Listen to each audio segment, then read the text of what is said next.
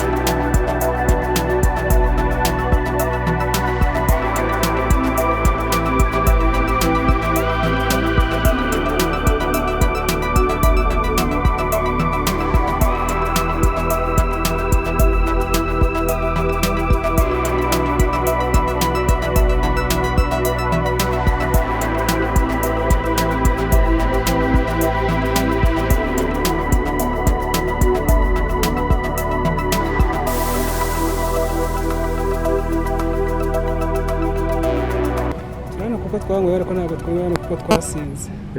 Muri hano ko mwanyweye babafatiye he mwari muri kunywera? Akaba badusanzemo ko badufasha dutwara ibinyabiziga.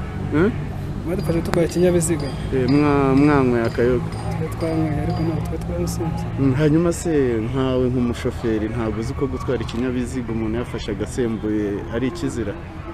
Bishobora kuba ikizira igihe umuntu adandabirana, ariko igihe umuntu anywa icupa rimwe ntabwo ntabwo ari ikibazo. Hanyuma ko ubwawe urumva ko uri hano uri umwere cyangwa wenda hari amakosa wemeye? Nta mwere ujya muri gereza, nubwo burya waba ushinzwe burya ntabwo uba utari waba umwere. Umwere umuba wasohotse wagiye hanze. Wari uzi ko agacupa kamwe byibuze umuntu atadandabirana nta kibazo kirimo, ariko ubu noneho wafashwe, ni nk'irihe somo noneho ukuyemo? Isomo nzi neza ko nakasomye nuko ndashobora kongera kwicara mu modoka.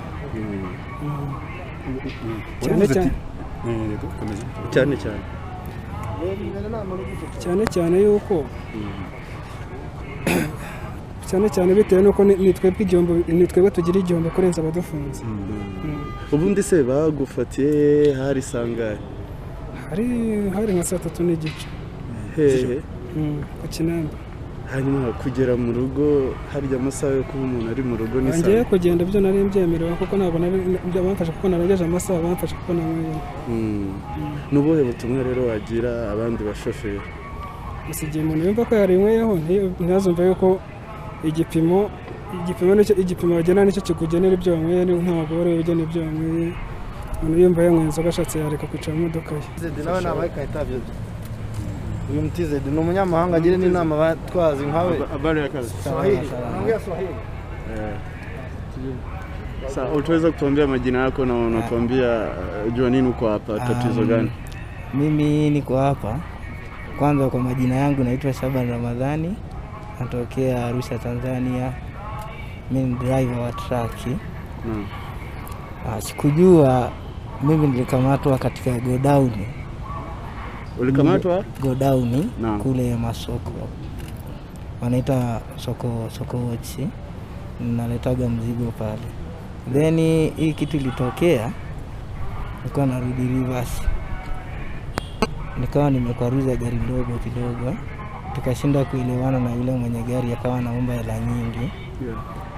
Nikamwambia tunaomba sheria itu ifuate mkondo. Na then sikujua kwamba Rwanda kuna sheria kwamba ukiwa na alcohol kidogo ni tatizo. Ona? Then ndio ilionifanya nikafika mpaka hapa. Yaani utaweza kuwa uko hapa kwa kuwa umekwaruza ingine gari? Hapana. Yaani issue haikuwa kukwaruza gari zaidi. Issue ilikuja kusimama kwa sababu mimi nilikuwa nipo kisheria. Nilikuwa na insurance. Andisha Facebook. Bako. Nilikuwa na insurance, passport, kila kitu. Tulishindana na yule mdau, alikuwa anaomba hela nyingi kwa ajili ya kunyosha kibampari chake, ndio hivyo niko paka. Alafu leo uko katika, yani umetiliwa jela. Sasa umetoa mafundisho gani hivi? Nikifika hata kwa madereva wenzangu kwa ujumla wa Tanzania pamoja na wa nchi zingine, kwamba ukifika Rwanda tufuate sheria za nchi hiyo, tufuate usalama wa barabara. Kwa hiyo kitu ninachowaasa madereva wenzangu wote ulimwengu mzima. Asante tena. Tunashukuru. Murakoze cyane.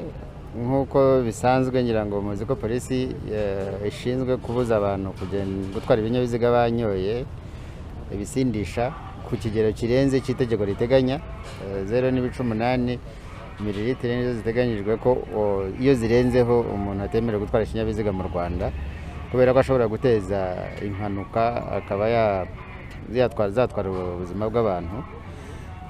Ibipimo rero bikoreshwa ni ibipimo by'umwuka n'iby'amaraso koko nk'uko babivuga, ariko ibipimo by'umwuka byitwa bikunze kwitwa alcool test ikoreshwa ku muhanda niyo yoroheje, niyo isanzwe ikoreshwa, keretse iyo habaye guhakana yuko umuntu wenda atanyoye kubera akavuga ati sinanyoye namba, ndashaka ko hakorwa igipimo cy'amaraso. Ababigenewe ko hari laboratoire yabigenewe iri ku Kacyiru, hakorwa procedure z'uko yapimwa amaraso. Iyo bivuze ku muhanda ko bashaka ko bapima amaraso, birashoboka ko yapimwa amaraso nubwo bishobora bifite procedure zabyo byo gupima amaraso. Ntabwo urumva laboratoire ipima amaraso ni laboratoire nyine ifite procedure zo gupima amaraso no gufata za sample n'ibindi, ariko birashoboka cyane ko n'amaraso yapimwa kandi ibipimo bikazagaragaza ko afite alcohol runaka mu mubiri. Ntabwo rero ari ikintu gishya yuko umuntu yapimwa amaraso kugira ngo harebwe ko yari afite cyane bikunze gukorwa iyo icyo cyaha kiri bujye mu rukiko, ariko iyo habayeho kutabyemera nyine nk'uko ni ibintu bishoboka cyane. Ndakeka ko iyo bisaba ariko umuhanda byari gukorwa. Ingamba kandi nizihe ko buri gihe polisi ifata abashoferi nk'aba bari gutwara ibinyabiziga basinze, mwe mubona ari iyihe mpamvu ituma batabicikaho kandi bakomeza gufatwa? Nje mbona ni kamere muntu yuko abantu baba babizi, na hano nyango baba bemereye ko barabizi ko gutwara ikinyabiziga wanyoye ibisindisha birenze ari bibi, ariko kimwe n'ibindi byaha dukurikirana buri munsi abantu ubona ko bibagirwa ko hari ibihano. Buri gihe umuntu agiye gukora icyaha inshuro nyinshi yibagirwa ko hari ibihano, ariko hari nabo tujya tubona baba babyiteguye yuko bazi ko hari ibihano, ariko akavuga ati reka iki cyaha ngikore. So nge rero mbona kuba batabicikaho ari kamere isanzwe yuko umuntu avuga ati reka mwe ni hahandi wenda ndaza kugira ibyo amahirwe ntibamfate, ariko bakaza kumufata. Abenshi bagaragara rero bakunze kuvuga yuko batari basinze mu by'ukuri uretse kuba basomye ku bisindisha.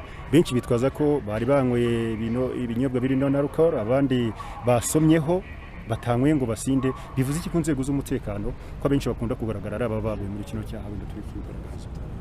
Icyo navuga nuko polisi yo mu muhanda iyo ireba abantu banyoye ibisindisha ntabwo ireba ubusinzi, ntabwo dupima kuko ntabwo wamenya ngo ubusinzi ni iki, nta nubwo wamenya ngo abantu basinda ku gihe kingana iki. Tureba ingano ya alcohol iri mu mubiri w'umuntu mu gihe atwaye ikinyabiziga ibujijwe n'amategeko. Wenda musoze mugera ubutumwa twatanga ni ubwo dusanzwe dutanga, twabisubiramo yuko tugira inama abantu bose batwara ibinyabiziga, ndetse nubwo baba ugenda mu muhanda bisanzwe ntabwo ari byiza ko ugenda mu muhanda wanyoye ibisindisha birenze ku buryo bishobora gutuma udafata ibyemezo nyabyo, udakora judgment nyayo, kubera ko iyo umuntu yanyoye ibisindisha ashobora kunanirwa gufata feri nyabyo, ashobora kunanirwa kureba abandi bantu bakoresha ibinyabiziga cyangwa se bakoresha umuhanda, akaba yateza impanuka, ubuzima bwe bukaba bwajya mu kaga, agashyira n'ubuzima bw'abandi bantu mu kaga. Kubera iyo mpamvu rero turabagira inama rwose yuko bareka kujya batwara. Ubundi iyo umuntu azi ko ari butwara ikinyabiziga birabujijwe kwanywa ibisindisha, ntabwo akwiriye kunywa ibisindisha na gato.